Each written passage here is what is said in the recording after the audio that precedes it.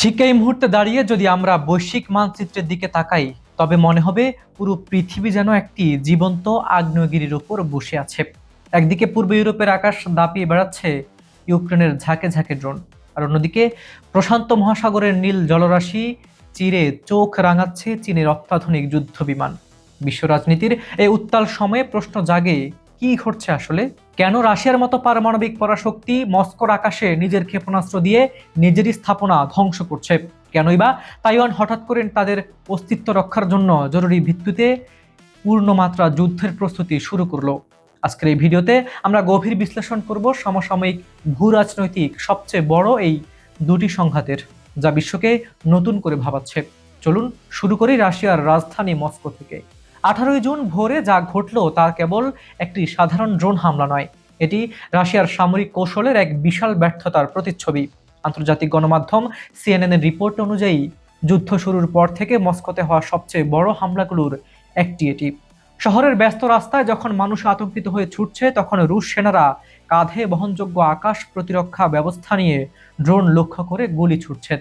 ভাবুন তো, আধুনিক প্রযুক্তির যুগে ব্যস্ত সড়কের ওপর সামরিক অস্ত্রের এই ব্যবহার, এটি যেন কোনো সিনেমার দৃশ্য। কিন্তু এটি যখন রাশিয়ার নির্মম বাস্তবতা। সিপ্রির অস্ত্র বিশেষজ্ঞদের মতে এটি রাশিয়ার জন্য ছিল একটি আত্মঘাতী গোল। কিন্তু কেন? এর কারণ একটি রুশ প্রতিরক্ষা ক্ষেপণাস্ত্র ড্রোনকে আটকাতে ব্যর্থ হয়ে সরাসরি আঘাত হানে একটি বেসামরিক তেল সংরক্ষণাগারে। নিরাপত্তা বিশ্লেষক স্টুরে বলেছেন, রুশ বাহিনীর এই প্রতিক্রিয়া ছিল চরম বিশৃঙ্খল ও অপেশাদার। কিন্তু কেন রাশিয়া এমন একটি পরাশক্তি হয়েও এই ড্রোনগুলোর সামনে অসহায়? বিশ্লেষক থমাস উইথিংটনের মতে, রাশিয়ার আকাশ প্রতিরক্ষা ব্যবস্থা মূলত তৈরি হয়েছিল শীতল যুদ্ধের আমলের ভারী যুদ্ধ বিমান বা আন্তঃমহাদেশীয় ব্যালিস্টিক ক্ষেপণাস্ত্র মোকাবেলার জন্য। কিন্তু ইউক্রেনের ব্যবহৃত ছোট, সস্তা এবং নিখুঁত ড্রোনগুলোর গতির সাথে তাল মেলাতে রুশ রাডার প্রযুক্তি ব্যর্থ হচ্ছে। এছাড়া আন্তর্জাতিক নিষেধাজ্ঞার কারণে আন্তর্জাতিক এবং আধুনিক চিপ এবং প্রযুক্তির সংকটে রাশিয়ার সামরিক সক্ষমতা দিন দিন সীমিত হয়ে আসছে। এই দুর্বলতা এখন এতটাই প্রকট যে তাদের বিজয় দিবসের মতো গুরুত্বপূর্ণ কুচকাওয়াজ আগের মতো বড় পরিসরে আয়োজন করতে পারছে না।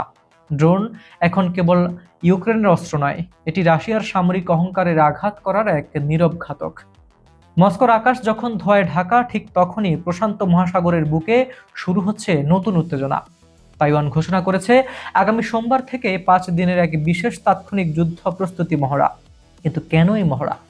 বেইজিং দীর্ঘদিন ধরেই তাইওয়ানকে নিজেদের অংশ হিসেবে দাবি করে আসছে এবং সম্প্রতি তাইওয়ানের আকাশ সীমার খুব কাছ দিয়ে চীনের 21টি যুদ্ধ বিমান মহড়া চালিয়েছে, যা দ্বীপ রাষ্ট্রটির নিরাপত্তাকে চরম হুমকির মুখে ঠেলে দিয়েছে। তাইওয়ানের প্রতিরক্ষা মন্ত্রণালয়ের ঘোষণা অনুযায়ী এই মহড়ায় মূল লক্ষ্য হলো সব স্তরের সেনাদের যুদ্ধের বাস্তব পরিস্থিতির সঙ্গে খাপ খাইয়ে নেওয়া। এটি কোনো সাধারণ মহড়া নয়, এটি সরাসরি যুদ্ধের প্রস্তুতি। তারা তাদের কমান্ড মেকানিজম, রসদ সরবরাহ এবং জরুরি মোতায়েন ব্যবস্থাকে নিখুঁত করতে চাইছে। কারণ তাইওয়ান জানে চীন যে কোনো সময় তাদের সার্বভৌমত্বকে চূড়ান্তভাবে চ্যালেঞ্জ জানাতে পারে। বেজিং এর ওয়ান চায়না পলিসি এবং তাইওয়ানের গণতান্ত্রিক অস্তিত্বের সংঘাত এখন এক নতুন মোড়ে এসে দাঁড়িয়েছে। সুপ্রিয় দর্শক, এবার চিন্তা করুন, এই দুটি ঘটনার যোগসূত্র কোথায়? একটি হলো অদক্ষতা ও প্রযুক্তির সীমাবদ্ধতার কারণে রাশিয়ার ভেঙে পড়া প্রতিরক্ষা ব্যবস্থা। অন্যটি হলো একটি ক্ষুদ্র দ্বীপরাষ্ট্রের অস্তিত্ব রক্ষার মরিয়া চেষ্টা। রাশিয়া যেখানে ড্রোন হামলার মুখে টিকতে হিমশিম খাচ্ছে, সেখানে তাইওয়ান চাইছে বেজিং এর সামরিক শক্তির আগেই নিজেকে ডিজিটাল ও ড্রোন ভিত্তিক প্রতিরক্ষায় প্রস্তুত করতে। বিশেষজ্ঞরা মনে করছেন, ইউক্রেনের এই ড্রোন কৌশল এবং চীনের সামরিক মহড়া বিশ্ব রাজনীতিতে এক বড় পরিবর্তনের ইঙ্গিত দিচ্ছে।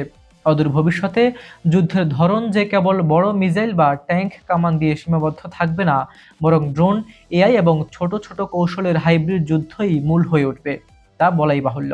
রাশিয়া ইউক্রেন যুদ্ধের সংঘাত আমাদের শিখিয়েছে যে বিলিয়ন ডলারের প্রতিরক্ষা ব্যবস্থা সস্তায় তৈরি একটি ড্রোন দিয়ে গুড়িয়ে দেওয়া সম্ভব। আর এই শিক্ষা থেকেই তাইওয়ান তাদের সামরিক বাহিনীকে আমূল পরিবর্তনের পথ বেছে নিচ্ছে। বিশ্ব এখন এক সন্ধিক্ষণে দাঁড়িয়ে আছে। রাশিয়া কি পারবে তাদের সামরিক কৌশল পরিবর্তন করে ড্রোন হুমকি থেকে নিজেদের রক্ষা করতে, নাকি এই ধারাবাহিক ব্যর্থতা তাদের অভ্যন্তরীণ স্থিতিশীলতাকে নড়বড়ে করে তুলবে? অন্যদিকে চীনের উচ্চাকাঙ্ক্ষা কি তাইওয়ানকে যুদ্ধের দিকে ঠেলে দেবে, নাকি তাইওয়ানের এই যুদ্ধ প্রযুক্তি বেজিংকে নতুন করে ভাবতে বাধ্য করবে? আন্তর্জাতিক রাজনীতির প্রেক্ষাপটে এই ছোট ছোট সংঘাতগুলোই বড় কোনো যুদ্ধের আগাম সংকেত হয়ে থাকবে। আমাদের আজকের এই আলোচনার মূল উদ্দেশ্য আপনাদেরকে সেই বাস্তবতার সঙ্গে পরিচিত করা। আপনারা কি মনে করেন ইউক্রেনের এই ড্রোন কি শেষ পর্যন্ত রাশিয়ার পতন ত্বরান্বিত করবে? আর চীন কি তাইওয়ানের এমন কঠোর প্রস্তুতি দেখে পিছু হটবে? আপনাদের মূল্যবান মতামত কমেন্ট বক্সে আমাদের জানান। আজ এ পর্যন্তই। আমি হাবিবুর রহমান নিশান আজকে এখানে বিদায় নিচ্ছি। দেখা হচ্ছে পরবর্তী ভিডিওতে। ততক্ষণ পর্যন্ত ভালো থাকুন, সুস্থ থাকুন। আল্লাহ হাফেজ।